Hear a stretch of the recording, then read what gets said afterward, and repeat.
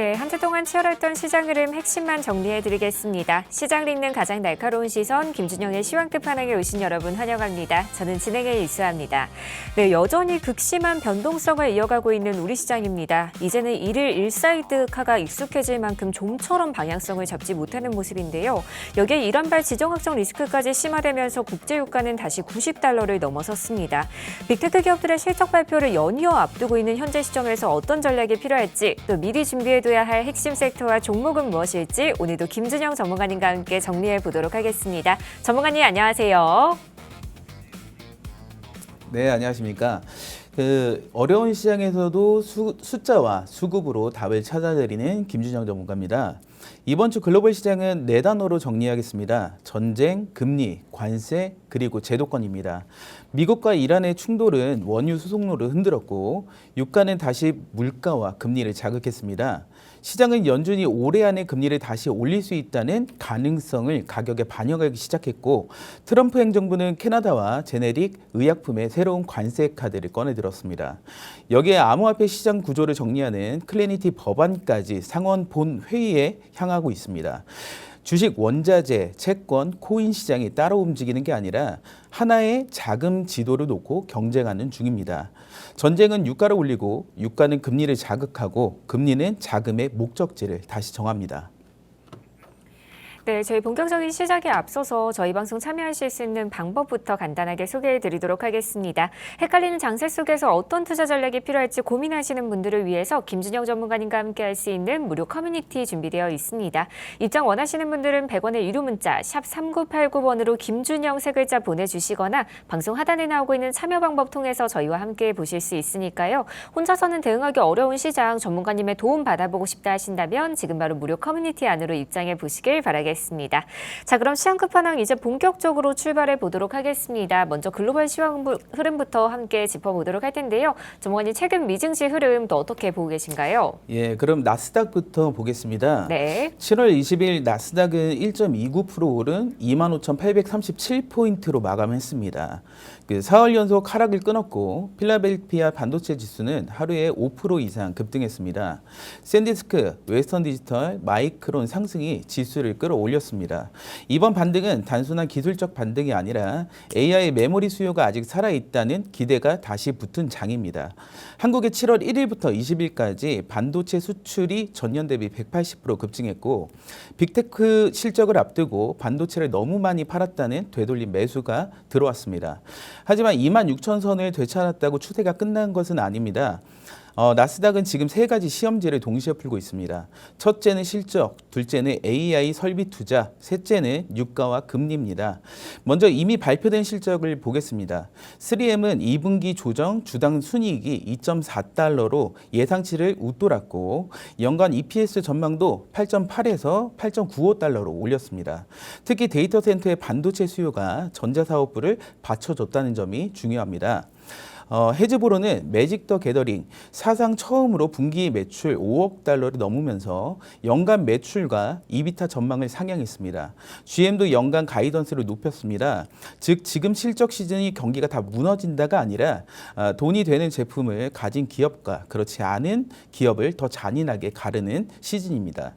이제 진짜 핵심은 알파벳입니다. 시장의 2분기 매출이 약 1,169억 달러로 21% 성장하고 클라우드 매출이 60% 대 성장할 것으로 보고 있습니다. 하지만 숫자보다 더 중요한 건 올해 1,800에서 1,900억 달러로 제시한 설비 투자가 실제 클라우드 매출과 현금 흐름으로 돌아오고 있는지입니다.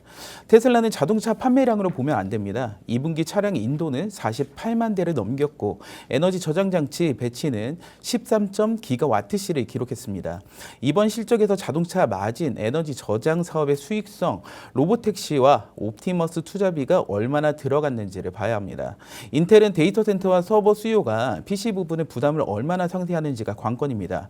알파벳이 AI 투자를 늘리고 인텔이 서버 수요를 확인해주면 한국 반도체까지 수급이 이어질 수 있습니다. 반대로 빅테크가 설비 투자 부담과 현금 흐름 악화를 강조하면 반도체 반등은 하루짜리 쇼커버에 그칠 수 있습니다.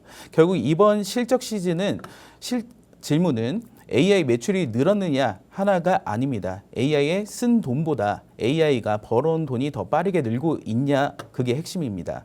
지금 나스닥은 AI가 끝났는지를 묻는 시장이 아니라 AI에 얼마나 지불할지를 다시 계산하는 시장입니다. 네, 현재 나스닥은 실적과 금리 그리고 유가가 동시에 저항하는 구간이라고 짚어주셨는데요. 이란과 미국의 지정학적 리스크가 고조되면서 한동안 안정을 되찾았던 유가가 다시금 급등하는 흐름을 나타내고 있습니다. 전문가님, 유가에 대한 흐름도 짚어주시죠. 네, 유가도 한번 보겠습니다. 네. 이번 주 유가를 움직인 핵심은 원유가 부족하느냐가 아니라 원유가 지나갈 길을 누가 통제하냐 이겁니다. 미국은 이란 군사 인프라를 연속 공습했고 이란은 호르무즈 해협의 상선과 걸프 지역 미군 시설을 압박했습니다. 전쟁이 잠깐 멈추는 듯 하다 다시 시작하는 이유는 양쪽 모두 물러서면 패배로 보일 수 있기 때문입니다. 여기에 후티 반군이 사우디 상대로 해상 봉쇄를 선언하며 바브엘만 대부 해협까지 위협했습니다. 호르무즈가 페르시아만의 현관이라면 바브엘만 대부는 홍해와 수에즈 운하로 들어가는 뒷문입니다. 현관과 뒷문이 동시에 흔들린 겁니다. 두 길이 동시에 막히면 원유가 땅속에 있어도 시장에 없는 것과 같습니다. 브렌트유는 7월 21일 91달러로 올라섰고 시장은 장기화될 경우 100달러를 넘어설 위협까지 다시 계산하기 시작했습니다. 브렌트 90달러는 에너지주에는 호재일 수 있지만 시장 전체에는 전쟁세를 하나 더 붙이는 것과 같습니다. 운송비, 전력비, 원재료비가 올라 기업 마진과 소비자 물가를 동시에 압박하죠. 그렇다면 이 전쟁이 트럼프의 욕심이냐는 질문이 나옵니다. 개인의 욕심 하나로 전쟁을 설명하면 과하지만 트럼프식 거래의 계산은 분명히 보입니다. 첫째, 이란을 협상장으로 끌어내 미국이 굴복시켰다는 정치적 승리를 만들려는 계산입니다. 둘째, 호르무즈 안전을 미국이 제공하는 대가로 통과 화물의 20%의 비용을 받겠다는 발언까지 나왔습니다. 안보 비용을 경제적 수익으로 바꾸겠다는 거래형 외교입니다. 셋째, 사우디와 이스라엘을 중심으로 중동 질서를 다시 짜면서 미국이 에너지 수송로의 주도권을 쥐려는 전략입니다. 그래서 트럼프의 욕심이라는 표현보다는 군사력과 해상, 통제권을 협상력과 수익으로 바꾸려는 정치, 경제적 야심이라고 보는 편이 정확합니다. 하지만 이 계산에는 치명적인 역설이 있습니다. 전쟁이 길어져 유가와 미국 휘발유 가격이 오르면 물가와 국채 금리가 뛰고 결국 미국 유권자의 생활비 부담으로 돌아옵니다. 트럼프가 전쟁에서 이겨도 주유소 가격에서 지면 정치적으로 승리하기가 어렵습니다.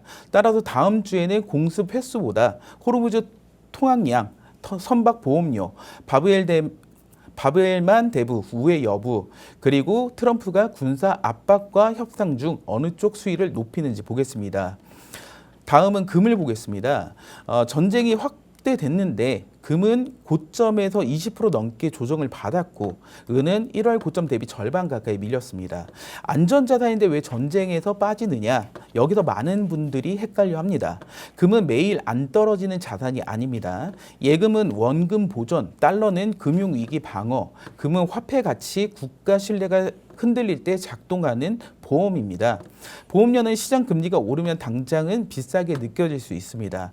이번 조정의 직접 원인은 달러와 실질 금리입니다. 금은 이자를 주지 않기 때문에 시장이 금리 인상을 먼저 가격에 넣으면 금을 보유하는 기회비용이 커집니다. 전쟁은 안전자산 수요보다 금리 부담이 앞선 겁니다. 그렇다고 장기 논리가 사라진 건 아닙니다. 6월 글로벌 금 ETF에서는 89억 달러가 빠졌지만 상반기 누적으로는 80억 달러 순유입을 유지했습니다. 북미 자금이 빠졌지만 아시아의 금 수요와 중앙은행 매입은 계속 이어지고 있습니다. 금 2만 달러 논리는 내일의 목표가 아닙니다. 미국의 금 보유량과 본원 통화를 단순 비교해 화폐 신뢰가 극단적으로 무너질 때 재평가 범위를 계산한 시나리오입니다. 단기 매매 목표가 아니라 통화 시스템의 보험 가치를 설명하는 숫자입니다. 이제 금을 누르고 있는 금리 인상 가능성을 보겠습니다. 연준은 기준금리를 3.5에서 3.75%로 유지하고 있지만 중동발 유가 상승으로 물가가 다시 뜨거워질 가능성을 경계하고 있습니다. 예측시장 폴리마켓은 7월 21일 기준 연내 금리 인상 가능성을 62%까지 반영했습니다. 다만 62%는 연준의 공식 확률이 아니라 시장 참여자들의 베팅 가격입니다. 유가가 내려가거나 고용 소비가 급격히 식으면 확률은 빠르게 바뀔 수 있습니다. 금리 인상은 단기적으로 금의 악재입니다. 하지만 실제 인상 이후에도 물가가 잡히지 않는다면 시장은 연준도 통화 가치 하락을 막기 어렵다고 판단할 수 있고 그때 금이 다시 보험 역할을 시작할 수 있습니다. 따라서 금을 볼 때 연준이 올리느냐만 보면 안 됩니다. 실제 금리가 계속 올라가는지 달러가 강해지는지 중앙은행과 아시아 실물 수요가 조정 구간에서 들어오는지를 함께 봐야 합니다. 은은 금보다 산업 수요가 강하지만 변동성도 훨씬 큽니다. AI 데이터 센터, 태양광, 전기차 수요가 공급 부족을 만들 수 있지만 금이 10% 흔들릴 때 은은 20-30% 움직일 수 있다는 점을 감수해야 합니다. 네, 이렇게 금리와 금에 대한 흐름까지 자세히 정리해 봤습니다. 이어서 트럼프 대통령의 관세 재설정에 대한 이슈도 전문가님과 함께 정리해 보도록 할 텐데요. 전문가님, 아무래도 이번 관세 이슈 시장에서 상당히 큰 부담을 느끼고 있는 것 같은데 어떻게 해석하고 계신가요? 관세는 한 번 법원에서 막혔는데 왜 다시 나왔을까? 트럼프가 관세라는 전략을 포기한 것이 아니라 법적 도구를 갈아 끼웠기 때문입니다. 올해 2월 미국 대법원 비상경제권한 IEPA를 이용한 광범위한 관세 제동을 걸었습니다. 대통령이 비상상황이라는 이유만으로 사실상 전 세계에 포괄 관세를 매기는 방법은 법적 한계가 있다는 판단이었습니다. 그러자 행정부는 1930년 관세법 338조라는 거의 사용되지 않았던 조항을 꺼냈습니다. 이번 캐나다 관세는 모든 국가를 한꺼번에 때리는 방식이 아니라 미국 상품을 차별한 특정 국가, 자동차, 주류, 유제품 같은 특정 품목을 겨냥했습니다. 왜 이렇게까지 관세를 다시 꺼냈느냐? 첫째는 협상력입니다. 관세를 먼저 올려놓고 상대국이 시장 개방과 보복 처리를 받아내려고 하는 겁니다. 둘째는 리쇼어링입니다. 미국에서 생산하면 관세를 피할 수 있게 만들어 공장을 미국으로 끌어올려는 전략입니다. 셋째는 관세 수익과 지지층 정치입니다. 미국 노동자와 공장을 지킨다는 메시지는 트럼프 경제 정책의 핵심 브랜드입니다. 이전 방식이 법원에서 실패해도 관세 자체를 포기하기 어려운 이유입니다. 다만 이번 338조도 안전한 맞는 카드는 아닙니다. 100년 가까이 사실상 사용되지 않은 조항이고 USMCA와 충돌할 수 있어 다시 소송 대상이 될 가능성이 있습니다. 같은 칼을 다시 든 게 아니라 손잡이를 바꾼 칼이라고 보면 됩니다. 제네릭 의약품은 2년 무관세 후 100% 이후 200% 관세라는 긴 시간표를 제시했습니다. 당장 약값을 폭등시키기보다 2년 안에 미국 생산시설을 지으라는 최후 통첩에 가깝습니다. 우리 시장에서는 관세율 하나보다 미국 현지 생산 비중을 봐야 합니다. 자동차, 부품, 제약, 위탁 생산, 원료 의약품 기업 중 미국 공장과 고객사 인증을 이미 확보한 회사가 프리미엄을 받을 수 있습니다. 첫 번째 관세가 법원에서 막히자 트럼프는 관세를 버린 게 아니라 더 좁고 오래 버틸 수 있는 법으로 갈아탔습니다.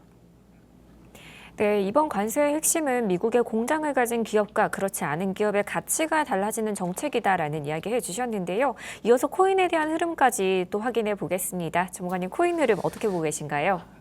예. 이번에는 비트코인과 스테이블 코인입니다. 클래리티 법안의 핵심은 코인을 좋아하느냐 싫어하느냐가 아니라 누가 감독하고 어떤 규칙으로 거래할지를 정하는 겁니다. 법안은 지난 5월 미 상원 은행위원회를 15대 9로 통과해 본 회의로 넘어갔습니다. 증권인지 상품인지 애매했던 디지털 자산의 관할을 나누고 거래소, 브로커, 수탁 업체를 등록 체계 안으로 넣는 방향입니다. 비트코인의 가장 큰 장점은 발행량이 2,100만 개로 제한돼 있다는 점입니다. 어느 정부도 필요하다고 마음대로 찍어낼 수 없기 때문에 화폐 가치 하락을 걱정하는 지금에는 디지털 희소 자산으로 가늠할 수 있습니다. 또 24시간 전 세계에서 거래되고 국경을 넘기는데 은행 영업시간을 기다릴 필요가 없습니다. ETF와 수탁 인프라가 커지면 개인이 지갑을 직접 관리하지 않아도 증권 계좌를 통해서 접근할 수 있어 기관 자금의 진입 장벽도 낮아집니다. 스테이블 코인의 장점은 가격이 오르는 데 있지 않습니다. 달러 가치를 블록체인 위에 올려놓아 주말과 새벽에도 몇 분 안에 송금, 결제, 정산할 수 있다는 점입니다. 해외 송금에도 중간은행을 줄이면 시간과 수수료를 낮출 수 있고 기업은 실시간으로 자금을 정산할 수 있습니다. 미국 입장에서는 달러 스테이블 코인이 커질수록 세계 사람들이 디지털 달러를 더 많이 보유하게 됩니다. 준비 자산으로 미국 국채 수요가 늘 수 있어 달러 패권과 국채 시장을 동시에 지지하는 도구가 될 수 있습니다. 클래리티 법안이 통과되면 비트코인은 디지털 희소 자산, 스테이블 코인은 24시간 달러 결제망으로 역할이 더 명확해질 수 있습니다. 주식시장에서 경쟁이자 기회입니다. 위험자산 자금 일부가 비트코인과 이더리움으로 이동할 수 있지만 거래소 수탁, 결제, 보안, 데이터 센터 기업에는 새로운 산업이 열립니다. 물론 스테이블 코인도 예금자 보호가 되는 은행 예금은 아닙니다. 발행사의 준비 자산과 환매 능력을 확인해야 하고 비트코인은 가격 변동성이 큽니다. 제도권 진입은 위험이 사라진다는 뜻이 아니라 위험을 측정할 규칙이 생긴다는 뜻입니다. 비트코인은 디지털 희소 자산, 스테이블 코인은 24시간 움직이는 인터넷 달러입니다. 제도권 편입은 두 자산의 쓰임을 더 선명하게 만듭니다. 네, 글로벌 시황 흐름 함께 살펴봤습니다. 계속해서 국내 증시 시황 흐름도 함께 체크해 보도록 할 텐데요. 올해만 7번의 서킷 브레이커 그리고 20번의 매도 사이드카가 발동될 만큼 엄청난 롤러코스터 장세를 보이고 있는 우리 시장입니다. 이렇게까지 극심한 변동성을 보이는 가장 큰 원인으로는 역시나 단일 종목 레버리지 ETF가 거론이 되고 있는데요. 전문가님, 극심한 변동성을 보이고 있는 우리 시장 또 어떻게 해석하고 계신가요? 네, 국내 시장은 이제 방향보다 변동성이 먼저 보이는 시장입니다. 오르면 사이드카, 내리면 사이드카가 나오는 장에서 오늘 반등했으니 끝났다는 말은 가장 위험합니다. 7월 20일 오전 기준 코스피에서는 올해 사이드카가 40번 발동됐습니다. 매수 사이드카가 20번, 매도 사이드카가 20번입니다. 시장 전체 거래를 20분간 멈추는 서킷 브레이커도 7번 발동됐습니다. 사이드카는 프로그램 매매 주문을 5분간 세우는 과속 방지턱이고 서킷 브레이커는 시장 전체를 멈추는 비상 브레이크입니다. 비상 브레이크가 7번이나 작동했다는 것은 올해 시장이 정상적인 속도로 달린 적이 많지 않았다는 점입니다. 7월 16일 코스피는 6.37% 급락해 6,820포인트까지 내려왔고 21일과 22일에는 반도체 저가 매수로 매수 사이드카가 연이어 발동됐습니다. 폭락 다음 날 폭등이 나오면 공포는 줄지만 변동성이라는 위험이 줄어든 것은 아닙니다. 저는 이미 7월 9일 방송에서도 종목 압축, 현금 비중 확대를 말씀드렸고 7월 16일 방송에서도 보유 종목 숫자를 늘리지 말고 현금을 확보하자고 다시 강조했습니다. 이번이 세 번째 경고입니다. 이 말을 반복한 이유는 지수를 맞추기 위해서가 아닙니다. 서킷 브레이커가 나오는 장에서는 좋은 종목도 유동성 때문에 같이 팔립니다. 현금이 있어야 투매에서 살아남은 종목을 다시 살 수 있습니다. 7월 1일부터 20일까지 반도체 수출은 221억 달러로 전년 대비 180% 증가해 같은 기간 역대 최대였습니다. 하지만 전체 수출은 전월 같은 기간보다 감소했습니다. 반도체 엔진은 강하지만 시장 전체 엔진이 여러 개 붙은 것은 아닙니다. 따라서 코스피 반등은 삼성전자와 SK 하이닉스 두 종목만 끌어올리는지 아니면 코스닥의 로봇, 바이오, 2차 전지까지 상승 종목 수가 넓어지는지를 확인해야 합니다. 7월 9일, 7월 16일에 이어 세 번째입니다. 현금 비중을 늘리고 종목을 압축해야 기회가 왔을 때 살 수 있습니다. 네, 주가가 급락했다는 이유만으로 무리하게 들어가기보다는 이 가운데서도 살아남을 종목을 선별하는 게 중요하다라는 이야기 해주셨는데요. 최근 한국은행이 8차례 연속 금리 동결을 끝내고 기준금리를 2.75%로 0.25%포인트 인상했습니다. 전문가님, 금리에 대한 부분도 자세한 설명 부탁드릴게요. 예, 이제 국내 물가도 가볍지 않습니다. 한국의 6월 생산자 물가는 전년 동월 대비 8.6% 상승해서 3년 10개월 만에 높은 수준으로 이어갔습니다. 전월 대비로는 보합권이었지만 작년보다 기업 원가가 8%가 넘게 높아졌다는 뜻입니다. 에너지 가격과 원화 약세가 수입 원가를 끌어올리고 끌어올리고 이 비용이 소비자 가격과 기업 마진 중 어디로 넘어가는지 다음 실적이 핵심입니다. 한국은행은 7월 16일 기준금리를 2.5%에서 2.75%로 올렸습니다. 물가와 가계부채뿐 아니라 1,500원 중반까지 올랐던 원달러 환율을 안정시키려는 목적도 분명했습니다. 효과는 단기적으로 있었습니다. 금리 인상 당일 원달러 환율은 장중 1,470원대로 내려왔고 종가로 1,480원으로 전날보다 4.3원 하락했습니다. 급한 불은 껐지만 1,480원대 여전히 높은 수준입니다.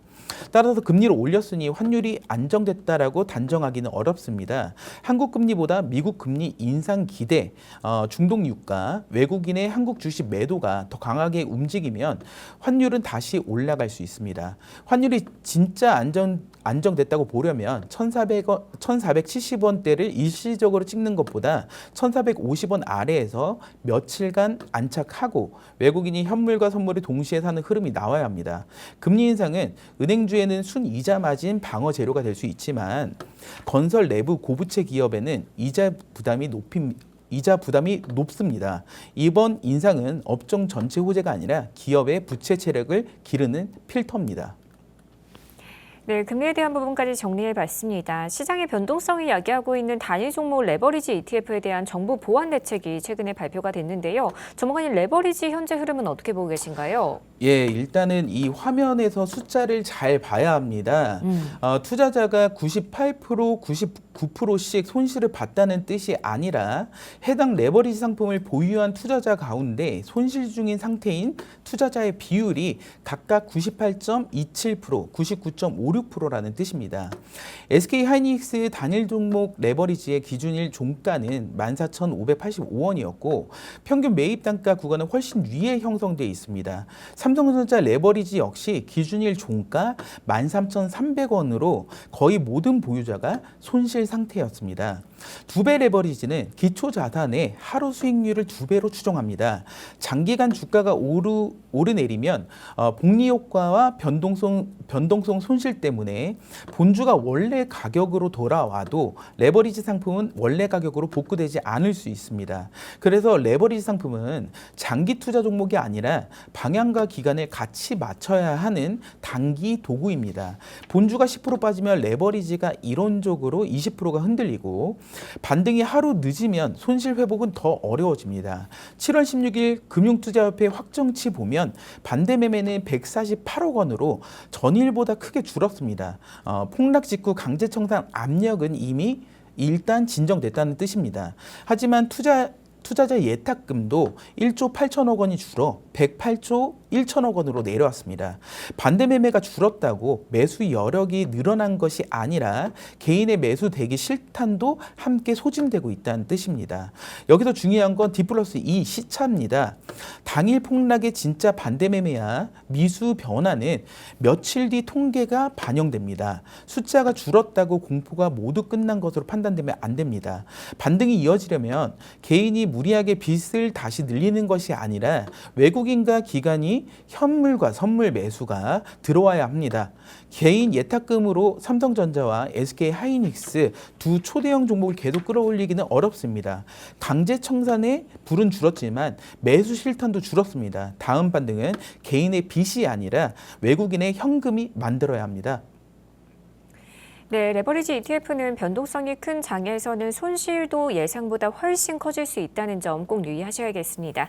이렇게 변동성이 큰 시장 안에서 어떤 투자 전략이 필요할지 또 어떤 종목이 내 계좌의 수익을 더할 수 있을지 고민하시는 분들 참 많으실 텐데요. 김준영 전문가님과 함께 할 수 있는 무료 커뮤니티 준비되어 있습니다. 입장 원하시는 분들은 100원의 유료 문자 샵 3989번으로 김준영 세 글자 보내주시거나 방송 하단에 나오고 있는 참여 방법 통해서 저희와 함께 보실 수 있는데요. 들어오신 분들에 한해서 무료 차트 교육뿐만 아니라 다음 주 시장을 주도할 만한 핵심 종목과 전략까지 꼼꼼하게 챙겨가 보실 수 있으니까요. 김준영 전문가님의 도움 받아보고 싶다, 소통해보고 싶다 하신다면 지금 바로 무료 커뮤니티 안으로 입장해 보시길 바라겠습니다.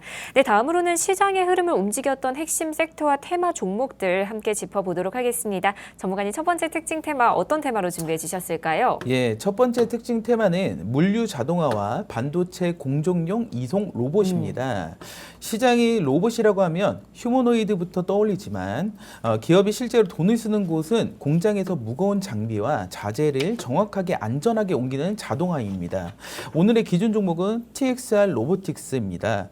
TXR 로보틱스는 물류센터와 스마트 팩토리의 자동화 시스템을 구축하고 모듈러 리프팅 로봇을 공급하는 기업입니다. 사람이 여러 명부터 옮기던 반도체 유틸리티 장비를 로봇이 들어 올리고 정해진 위치에 밀리미터 단위로 배치하는 구조입니다. 7월 2일 회사는 글로벌 반도체 유틸리티 설치 전문 기업과 130억 원 규모의 모듈러 리프팅 로봇 공급 계약을 체결했습니다. 지난해 매출액 대비 22.92% 규모입니다. 앞서 납품한 약 80억 원을 포함하면 올해 로봇 사업에서 200억 원 이상 공급 성과를 확보한 셈입니다. 로봇 테마가 뉴스 한 줄에 움직이는 경우는 많지만 이 종목은 실제 수주 금액이 매출의 20%를 넘는다는 점이 다릅니다. 테마가 아니라 계약서가 로봇을 움직인 겁니다. 7월 22일 장중에는 전일 종가 9,650원에서 12,540원까지 급등한 흐름이 확인됐습니다.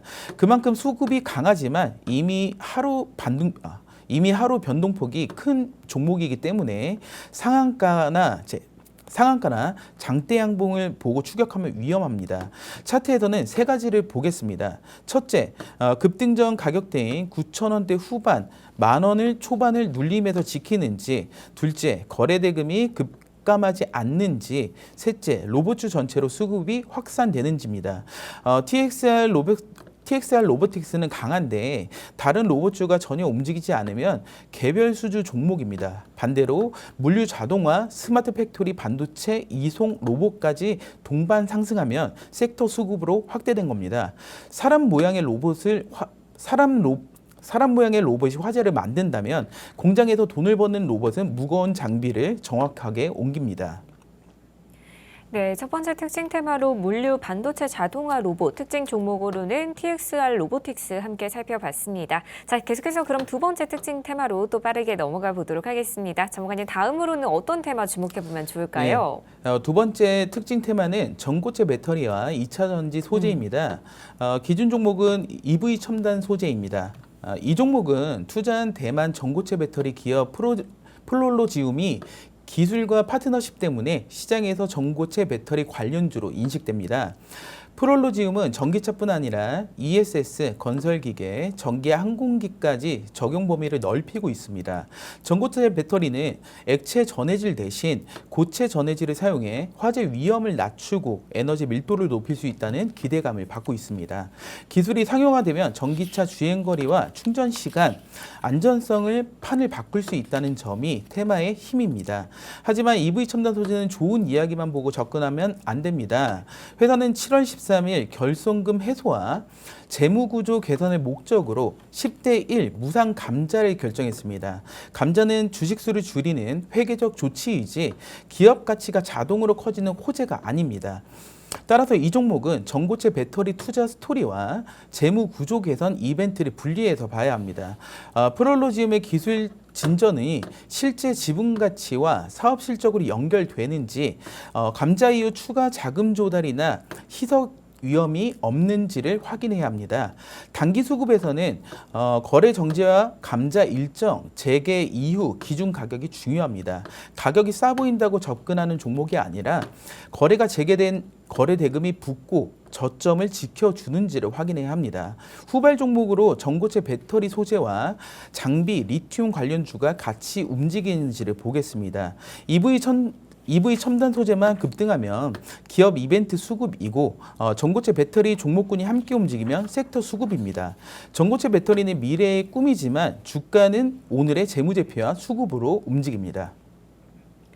네, 지금까지 시장을 움직였던 핵심 섹터와 테마 종목들 정리해봤는데요. 매일매일 달라지는 시장 안에서 좋은 상승 흐름이 나올 만한 종목들 나도 함께 발굴해보고 싶다 하시는 분들 위해서 김준영 전문가님과 함께 할 수 있는 무료 커뮤니티 준비되어 있습니다. 100원의 유료 문자 샵 3989번으로 김준영 세 글자 보내주시거나 방송 하단에 나오고 있는 참여 방법 통해서 저희와 함께 보실 수 있는데요. 들어오신 분들에 한해서 무료 차트 교육까지 꼼꼼하게 챙겨가 보실 수 있으니까요. 좋은 상승 흐름이 나올 만한 종목들 나도 미리 좀 선점해 보고 싶다 하신다면 무료 커뮤니티 안으로 지금 바로 입장해 보시길 바라겠습니다. 자, 그럼 저희는 다음 순서로 넘어가 보기 전에 저희 방송 참여하실 수 있는 방법 더 큰 화면으로 만나보고 오도록 하겠습니다.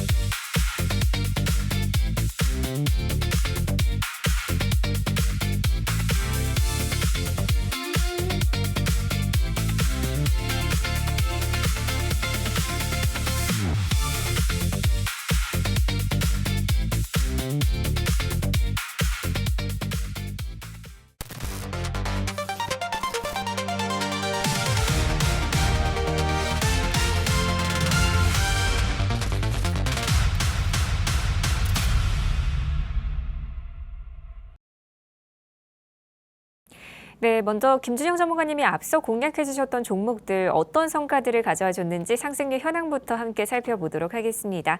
지난주 방송에서 히든 종목으로 공략해 주셨던 S&T 에너지 단기간 안에 무려 20%가 넘는 상승률을 달성을 해줬고요. 이어서 승부주로 소개해드렸던 한국항공우주 18.54%의 상승률을 나타내면서 최고가 16만 2,400원까지 터치해준 모습 확인해 보실 수가 있습니다.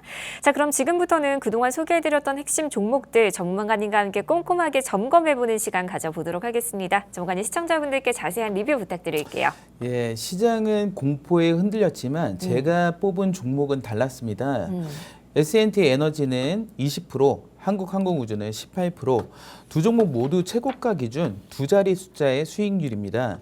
운이 아니라 실적과 수주, 정책이라는 돈의 방향을 먼저 압축한 결과입니다. 매수 이유부터 복귀하겠습니다. 먼저 S&T 에너지입니다. 22,750원에서 26,400원까지 4일 만에 20% 수익 구간입니다. 지수가 롤러코스터를 타는 동안에도 두 자리 숫자의 상승률을 만들었습니다. 낙폭과대가 아니라 수주가 실적으로 바뀌는 구간을 봤습니다. 공랭식 열공연기와 배열 회수 보일러는 LNG 가스 플랜트와 복합 화력 발전소의 핵심 설비입니다. 중동, 북미 LNG 투자, 데이터 센터 전력 수요, 1분기 이익 개선이 동시에 확인됐습니다. 방송 이후 LNG 캐나다 프로젝트 318억 6천만 원의 규모의 에어쿨러 공급 계약이 공시됐습니다. 뉴스가 나온 뒤 추격한 것이 아니라 계약 전에 산업과 실적을 먼저 본 겁니다. 수주 논리가 실제 계약으로 증명됐습니다. 두 번째는 한국항공우주입니다. 13만 7천 원으로 시작해서 16만 원까지 4일 만에 18% 이상 수익 구간입니다. 대형주가 단기간에 18% 넘게 움직인 강한 결과입니다.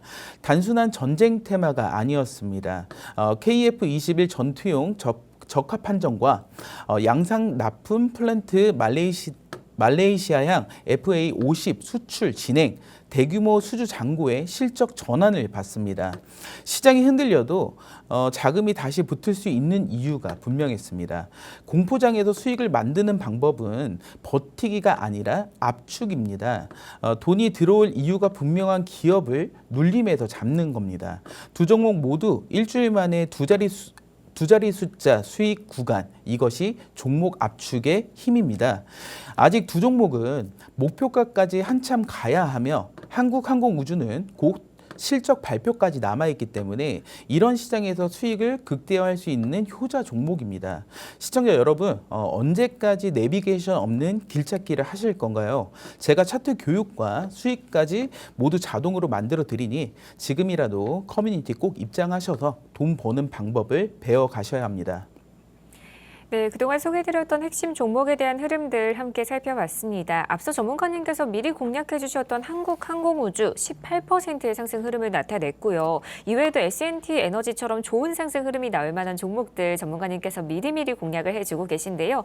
오늘도 여러분을 위한 승부 공략주 3가지나 준비되어 있습니다. 방송 끝까지 함께 하시면서 다음 주 시장에서 기회를 노려볼 만한 핵심 종목들까지 꼭 공유해 가시길 바라겠습니다.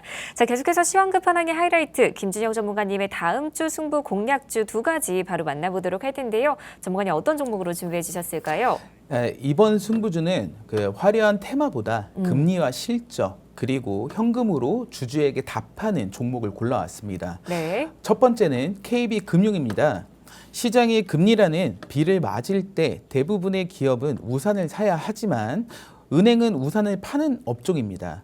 한국은행의 기준금리 인상은 대출과 예금의 금리 차이를 방어할 수 있는 환경을 만들죠. KB금융의 첫 번째 엔진은 은행의 이자 이익입니다. 두 번째 엔진은 증권 카드 보험입니다. 세 번째 엔진은 자사주 매입과 소각입니다. 은행 하나만 움직이는 게 아니라 세 개의 엔진이 동시에 돌아가는 금융그룹입니다. 1분기 순이익이 1조 8,924억 원으로 역대 최대였고 2분기에도 1조 8천억 원 안팎의 이익이 예상됩니다. 올해 6천억 원 규모 자사주 매입도 완료했습니다. 지금 시장의 기대감보다 현금을 원할 때 KB금융은 이익과 주주 환원이라는 실제 현금을 보여줄 수가 있습니다. 또 반도체가 급등락할 때 포트폴리오가 흔들림을 줄이는 역할을 할 수가 있습니다. 공격수가 골을 넣지 못할 때 수비수가 경기 흐름을 잡는 종목입니다. 다만 은행이라고 무조건 안전한 것은 아닙니다. 금리가 너무 빠르게 오르면 자영업자, 부동산, 대출의 연체와 충당금 부담이 커질 수가 있습니다. 그래서 금리 인상 자체보다 실적 자본 비율, 대손 비용과 주주 환원을 같이 보겠습니다. 7월 21일 종가는 17만 4천 원, 20일 장중에는 17만 6천 원대까지 움직였습니다. 지금 가격에서 추격하기보다는 첫 눌림을 기다리겠습니다. 1차 매수가는 17만 원에서 17만 5천 원 구간입니다. 1차 목표가는 짧게 18만 8천 원으로 보겠습니다. 실적 발표 뒤 18만 원 갭으로 넘기면 따라가지 말고 17만 원대 지지 확인 후 분할로 접근하겠습니다. 네, 첫 번째 승부주로는 KB금융 소개를 해주셨는데요. 17만 원 안팎에 눌리면서 분할로 접근하는 전략 제시해 주셨습니다. 이어서 두 번째 승부주로 또 넘어가 보도록 할 텐데요. 전문님 두 번째 승부주는 어떤 종목으로 또 준비해 주셨을까요? 예, 두 번째 승부주는 하나엔진입니다. 조선주를 고를 때 배의 외형만 보지 말고 주문이 쌓일수록 반드시 한 대씩 들어가는 심장을 보겠습니다. 조선소가 배의 뼈와 피부를 만든다면 하나엔진은 그 배를 실제로 움직이는 심장을 만듭니다. 선박수주가 늘면 엔진은 옵션이 아니라 필수입니다. 배 한 척이 계약될 때마다 몇 년 뒤 엔진 매출이 예약되는 구조입니다. 6월 26일 하나오션과 체결한 선박용 엔진 계약은 1,393억 원, 최근 매출의 10% 규모입니다. 계약 기간이 2029년까지라 수주 공시가 하루짜리 불꽃이 아니라 몇 년에 걸쳐 실적으로 녹아드는 장작입니다. 여기에 3분기부터 4행정 종속 엔진 생산이 시작됩니다. 이 엔진은 선박뿐 아니라 AI 데이터 센터의 비상 분산 전력에도 활용될 가능성이 있습니다. 바다에서 뛰던 심장이 데이터 센터의 정전까지 막는 두 번째 시장을 만나는 겁니다. 1분기 영업이익은 514억 원으로 전년 대비 130% 증가했고 2분기에도 500원대 영업이익이 예상됩니다. 주가는 고점에서 크게 조정을 받았지만 주문서와 이익까지 함께 침몰한 것은 아닙니다. 최근 캐나다 잠수함 사업 불발로 조선 방산 심리가 흔들렸지만 상선용 엔진 수주와 장기 납품 열정은 별개의 흐름입니다. 그래도 뉴스에 휩쓸려 추격하지 않고 급락뒤 거래량이 줄며 바닥을 만드는 구간을 노리겠습니다. 자, 1차 매수가는 42,500원에서 44,500원, 1차 목표가는 49,500원입니다. KB금융 하나엔진 최종 목표가는 커뮤니티에서 공개하겠습니다. 두 종목 모두 실적 발표가 얼마 안 남았기 때문에 제대로 된 수익을 만들어 가셔야 합니다. 배를 수주하면 끝이 아닙니다. 그 배에 심장을 넣는 순간 엔진 회사의 실적이 시작됩니다. 네, 두 번째 승부주로는 하나엔진 소개해 주셨는데요. 마찬가지로 갭상승 추격보다는 눌림목에서 접근하는 전략 말씀해 주셨습니다. 오늘 소개해드린 종목에 대한 더 자세한 투자 전략 궁금하신 분들을 위해서 김준영 전문가님과 함께할 수 있는 무료 커뮤니티 준비되어 있습니다.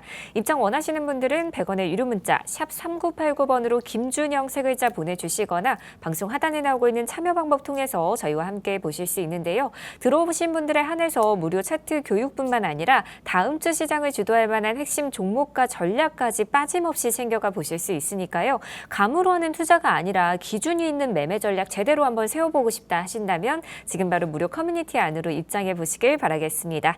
네, 이렇게 다음 주 시장에서 승부를 볼 만한 공략주 두 가지 함께 체크해 봤고요. 마지막으로 오늘의 단 한 가지 히든 종목 지금 바로 만나보도록 하겠습니다. 전문가님, 히든 종목은 어떤 종목인지 힌트 부탁드릴게요.